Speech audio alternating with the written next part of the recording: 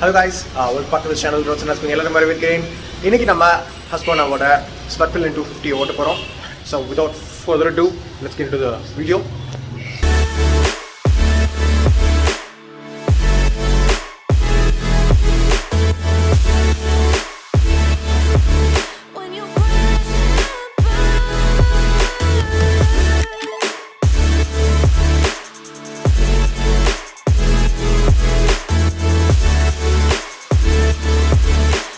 Husqvarna பற்றி ப்ரீஃபாக ஒரு introduction தரேன். அதுக்கப்புறம் இன்னைக்கு நம்ம ஓட்டின இந்த Swartpillion 250யோட இம்பார்ட்டன்ஸையும் நான் சொல்கிறேன். 2013 Husqvarnaவோட கண்ட்ரோலிங் ஸ்டேக்ஸை எடுத்துட்டாங்க KTM. அதுக்கப்புறம் தான் இந்த பிராண்ட் ஒரு பெரிய பிராண்டாக திருப்பவும் உருவெடுச்சுன்னு சொல்லணும். பிகாஸ் Husqvarnaவில் உங்களுக்கு ஒரு ஸ்ட்ரீட் மோட்டர் சைக்கிள்ஸ் வந்து ரொம்ப கிடையாது. ஆனால் KTM ஓவர்டேக் பண்ணதுக்கப்புறம் இந்த KTMல இருக்கிற ஸ்ட்ரீட் மோட்டர் சைக்கிள்ஸை வச்சு Husqvarna பிராண்டு டெவலப் பண்ணாங்க. Husqvarna வந்து யூரோப்பில் ஒரு ஃபேமஸான பிராண்ட். பிகாஸ் உங்களுக்கு என்டியூரோ அப்புறம் வந்து மோட்டோ கிராஸ் இந்த மாதிரி அட்வென்ச்சர் மோட்டர் சைக்கிள் பேஸ் பண்ண ஸ்போர்ட்லாம் வந்து ரொம்ப ஃபேமஸான பிராண்ட். ஆல்சோ ரொம்ப ஹிஸ்டாரிக்கலி ஒரு நல்ல ஐகானிக் பிராண்டும் கூட. பட் KTM ஓவர்டேக் பண்ணதுக்கு அப்புறம் தான் குளோபல் பிரசன்ஸ் வந்து ரொம்ப அதிகமாச்சு. நிறைய பேர் இந்த வண்டியை வாங்க ஆரம்பிச்சாங்க, இந்த பர்டிகுலர் பிராண்டோட வண்டியை, because of number of reasons. எல்லாருக்குமே தெரியுங்க Husqvarnaவை கண்டிப்பா பஜாஜ் இந்தியாவுக்கு கொண்டு வருவாங்க அப்படின்னு சொல்லிட்டு. ஆனா எப்போ கொண்டு வருவாங்க அப்படின்னு சொல்லிட்டு ஒரு கரெக்டான டைம் லைன் வந்து யாருக்குமே தெரியாம தான் இருந்துச்சு. Swartpillion 401 Whitpillion 401 தான் இந்தியாவுக்கு வரும் ஃபர்ஸ்ட் அப்படின்னு எதிர்பார்த்தோம். பாத்தீங்கன்னா உங்களுக்கு 2 குவார்டர் மோட்டர் சைக்கிள்ஸ், அதாவது Swartpillion and Whitpillion 250 வந்து ஷோகேஸ் பண்ணாங்க.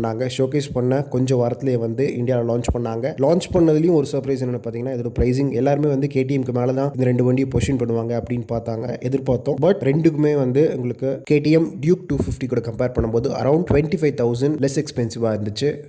ஆப்வியஸ்லி இந்த 2 வண்டியுமே வந்து KTM Duke 250 பேஸ் பண்ணது தான். சரி, பிராண்ட் பொசிஷனிங், அதாவது பஜாஜ், KTM, Husqvarna இது மூணுலேயும் வந்து இந்த பர்டிகுலர் ரெண்டு மோட்டர் சைக்கிள்ஸும் எங்கே இருக்குது அப்படின்னு கேட்டிங்கன்னா, பஜாஜ் டாமினர் 250க்கும் டாமினர் 400க்கும் எக்ஸாக்ட் நடுவில். நீங்கள் டியூக் 250 எடுத்துட்டிங்கன்னா அதுவும் வந்து ஒரு மிடில் தான் வந்து பொசிஷன் பண்ணியிருக்காங்க. அதாவது சிம்பிளாக சொல்ல போனால், இப்போ எனக்கு டாமினர் 250 வேணாம், ஆனால் டாமினர் 400 வந்து எனக்கு கொஞ்சம் வண்டி பெருசாக இருக்குது. பட் ஸ்டில் எனக்கு ஒரு 250cc மோட்டர் சைக்கிள் வேணும். அது வந்து ரொம்ப பெர்ஃபார்மன்ஸ் ஓரியன்டாக வேணாம், பட் இன்னும் ரொம்ப ஸ்டைலிஷாக இருக்கணும் அப்படிங்கிறவங்க Husqvarna Swartpillion 250யும் Whitpillion 250யும் நல்ல ஆப்ஷன்ஸாக இருக்கும் in terms of price range. Actually இந்த வண்டியை ஓட்டினதுக்கு அப்புறமும் இந்த பர்டிகுலர் ப்ரைஸ் ரேஞ்சுக்கு இவங்க ஏற்ற மாதிரி இவங்களோட இன்டென்ட் என்ன அப்படின்னு நல்லா தெளிவாக போட்டு ஃபர்ஸ்ட் வந்து நம்ம டிசைன் பார்ப்போம். பிகாஸ் Swartpillion 250யோட ஒரு மெயின் அட்ராக்ஷன் அதுதான். நீங்கள் இந்த வண்டியை பார்த்ததுமே ஒரு ப்ரீமியமான ஃபீல் கண்டிப்பாக உங்களுக்கு ஃபீல் ஆகும். இது ஒரு ஃபியூச்சரிஸ்டிக்கான ஒரு ஸ்டைலிங் இருக்குது இந்த Husqvarna மோட்டர் சைக்கிள்ஸில் அப்படின்னு கண்டிப்பாக உங்களை யோசிக்க வைக்கும். பிகாஸ் நீங்கள் பாடி பேனல்ஸ் எல்லாமே பார்த்தீங்கன்னா ஒரு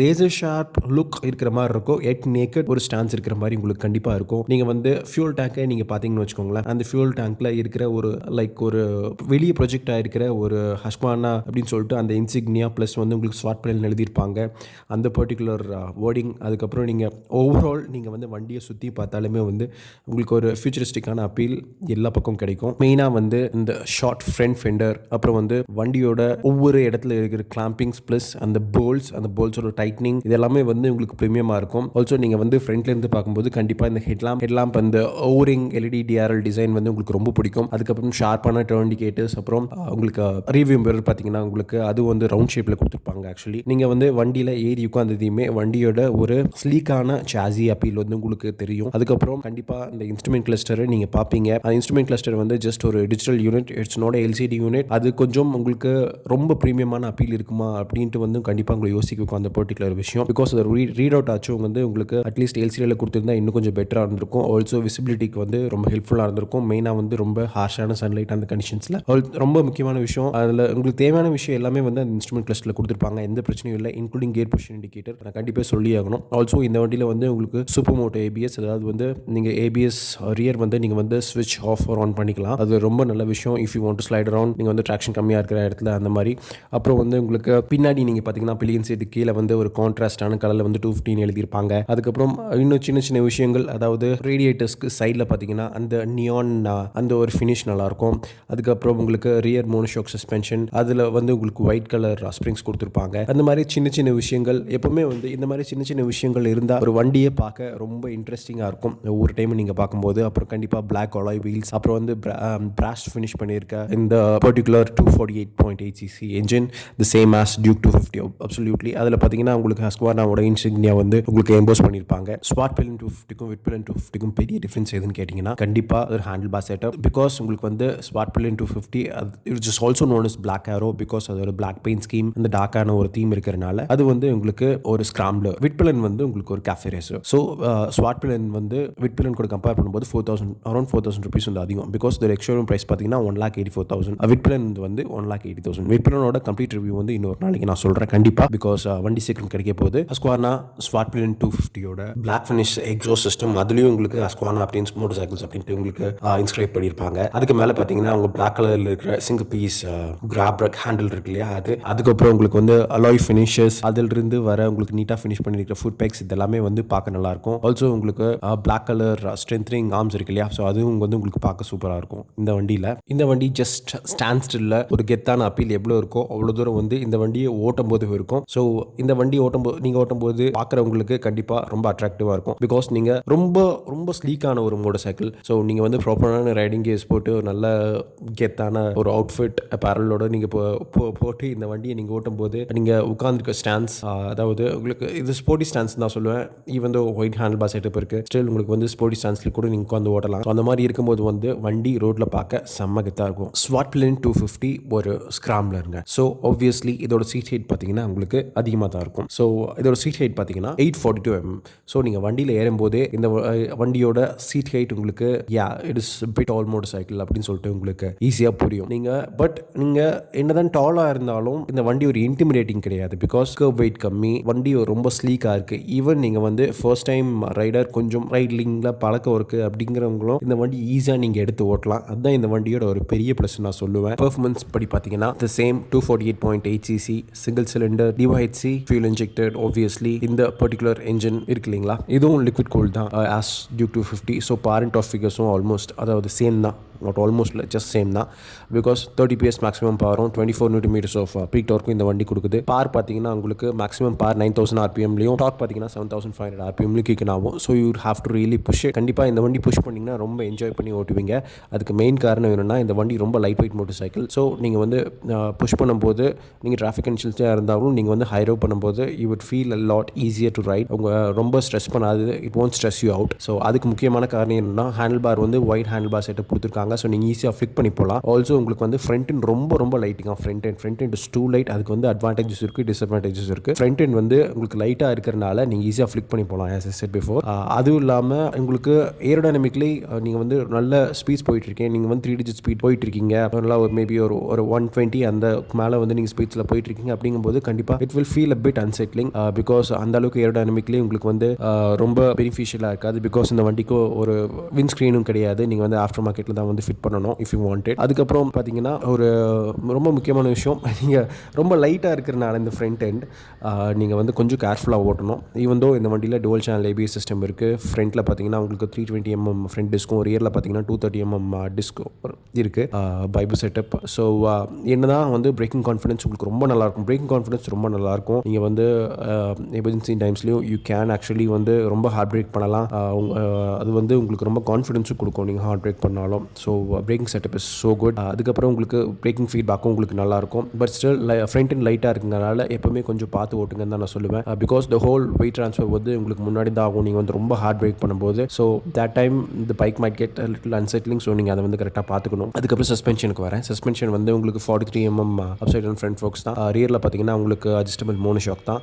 ஸோ ரெண்டுமே வந்து உங்களுக்கு WP Apex setup. So WP Apex செட்டப்னால உங்களுக்கு ரைட் குவாலிட்டி வந்து நல்ல ப்ளஷ்ஷாக இருக்கும். ரைட் குவாலிட்டி ப்ளஷ்ஷாக இருக்கும். இந்த சென்ஸ் என்ன சொல்கிறேன்னா, நீங்கள் வந்து ஒரு நல்ல ஸ்பீட்ஸ், அதாவது 70 to 90 அந்த ஸ்பீட்ஸில் நீங்கள் ஓட்டுறீங்கனாலும் உங்களுக்கு கம்ஃபர்டபிலிட்டி ஃபேக்டர் வந்து ரொம்ப நல்லாயிருக்கும். நீங்கள் ரைடராக இருந்தாலும் சரி, பில்லியனாக இருந்தாலும் சரி. பிகாஸ் சீட்ஸ் வந்து நல்ல உங்களுக்கு என்னதான் வண்டி ரொம்ப ஸ்லிம்மாக இருந்தாலும் சீட்ஸ் வந்து ஒரு நல்ல திக்கான சீட்ஸ் தான் கொடுத்துருக்காங்க ஃபார் இட்ஸ் நேரோனஸ். ஆக்சுவலி ரைடருக்கு ஆகட்டும், பில்லியன் ஆகட்டும். ஸோ நீங்கள் லாங் ரைட்ஸ் போனாலும் வந்து யூல் ஃபீல் ரொம்ப வந்து ஸ்ட்ரெஸ் அவுட்டாக நீங்கள் ஃபீல் பண்ண மாட்டீங்க. Because it is good. Also திக்கான ஒரு நல்ல கிராப் ரயில் இருக்கிறது பில்லியனுக்கு ரொம்ப யூஸ்ஃபுல்லாக யூஸ்ஃபுல்லாக இருக்கும். ஆக்சுவலி இந்த ஒரு 6-speed டிரான்ஸ்மிஷன் வந்து இன்னும் கொஞ்சம் ஸ்லிக்கராக இருந்தால் நல்லாயிருக்கும் அப்படின்னு நான் நினச்சேன். பட் ஸ்டில் அந்த 6th கியர் அந்த ஒரு அட்வான்டேஜ் இருக்கும்போது நீங்கள் வந்து ஹைவேஸ்லேயும் இந்த நேக்கட் ஸ்க்ராம்பிளரை வந்து நீங்கள் வந்து ஈஸியாக ஹைவேஸில் ஓட்டலாம். லைக் நீங்கள் வந்து ரொம்ப லாங் ரைட்ஸ் கிடையாது. Yes you can actually weekend rides நீங்கள் ரெகுலராக போகும்போது you'll absolutely enjoy this motorcycle. But traffic இந்த மாதிரி ரொம்ப மெனுவபிலிட்டி அதிகமாக இருக்கிற இடத்துல வந்து இன்னும் நீங்கள் என்ஜாய் பண்ணுவீங்க கண்டிப்பாக. பட் அப்சல்யூட்லி ஹைவேஸ்க்கும் நீங்கள் வந்து உங்கள் ப்ரிஃபரபிலிட்டி ஹைவேஸாக இருந்தாலும் இந்த வண்டி நீங்கள் எடுக்கலாம், ப்ராப்ளம் இல்லை.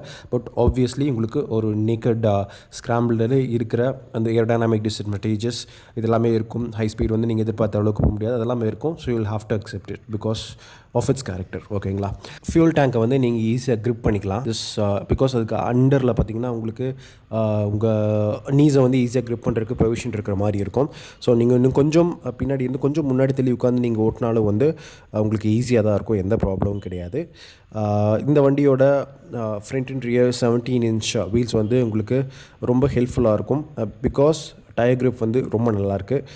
டயர் கிரிப் வந்து I really like it because இந்த செட்டப் வந்து உங்களுக்கு you don't often find in 250cc மோட்டர் சைக்கிள்ஸில்.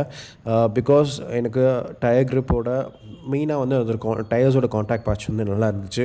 ஸோ நீங்கள் வந்து ஹை ஸ்பீட்ஸ் போனாலும் சரி கண்டிப்பாக வண்டி உங்களுக்கு வந்து ஒரு பாசிட்டிவான ஃபீட்பேக் வந்து ஈஸியாக கொடுக்கும். பிகாஸ் உங்களால் வந்து ஈஸியாக வந்து எவ்வளோ ஸ்பீட்ஸில் நீங்கள் ஓட்டுறீங்க, நீங்கள் எப்போ வந்து டவுன் ஷிஃப்ட் பண்ணணும், எப்போ வந்து நீங்கள் வந்து ஸ்பீடப் பண்ணணும் அப்படின்னு நீங்கள் நினைக்கிறீங்களோ அந்த டைமில் பண்ணலாம். பிகாஸ் உங்களுக்கு வந்து ட்ராக்ஷன் நிறையா இருக்கும்.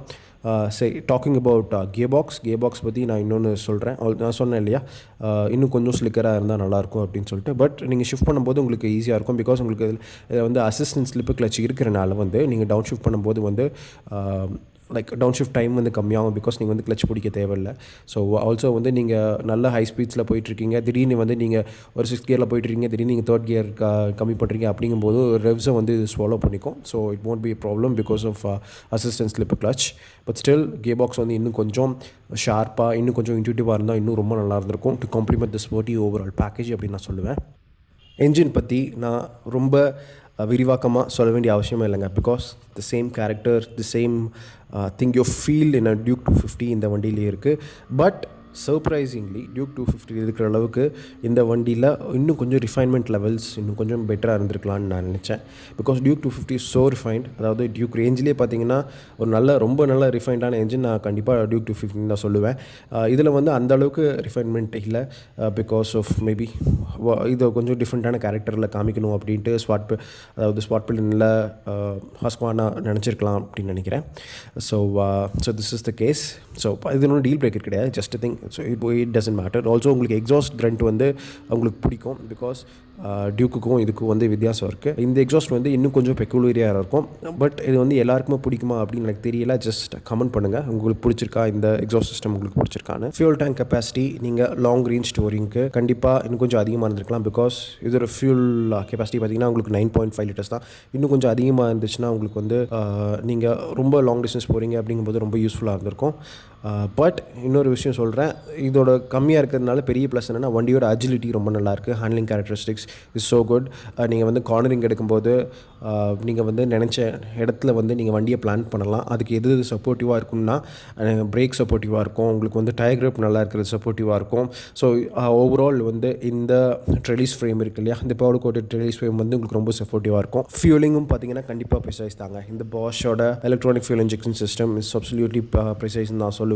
ஃபியூலிங் வந்து நீங்கள் up and down the gears வந்து உங்களுக்கு ஃபியூலிங் நல்லா ஃபீல் ஆகும். ஆல்சோ வந்து நீங்கள் வண்டியை நல்லா ரெவ் பண்ணி ஓட்டும் போது ரொம்ப என்ஜாய் பண்ணி ஓட்டுவீங்க. நான் திருப்பி சொல்கிறேன், ரெவ் பண்ணி ஓட்டும் போது கண்டிப்பாக நீங்கள் வந்து ரொம்ப என்ஜாய் பண்ணி ஓட்டலாம் இந்த வண்டியை. Because it is so good, it is light, உங்களுக்கு ரொம்ப பிடிக்கும் இந்த வண்டி ஓட்டுறதுக்கு. இந்த ஸ்வாட் பில்லியன் 250 எஸ் அப்சல்யூட்லி எங்கள் ஆடியன்ஸ்க்கு வந்து கவர் பண்ணுறதுக்காக ரிலீஸ் பண்ணப்பட்ட வண்டி.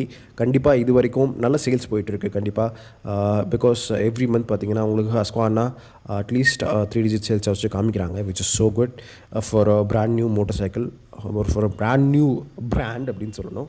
அதுக்கப்புறம் பார்த்தீங்கன்னா உங்களுக்கு இன்னும் ஃபியூச்சரில் நிறைய ப்ராடக்ட்ஸ் வருது. அதாவது 401 ஸ்வாட் பிளேன் அண்ட் விட்பிளன் வருது. அதுக்கப்புறம் ஸ்வாட் பிளேன் விட்பிளன் 200 வருது அப்படின்னு நான் இதுக்கு முன்னாடி ஒரு வீடியோ போட்டிருந்தேன், அதை லிங்க் பண்ணி விட்டுறேன், அதுவும் பாருங்கள். ஸோ ஸ்வாட் பில்லியன் 250 நல்ல டாலான ரைடர்ஸ், ஒரு 5'8" மேலே இருக்கிற ரைடர்ஸ்க்கு வந்து ரொம்ப யூஸ்ஃபுல்லாக இருக்கும்.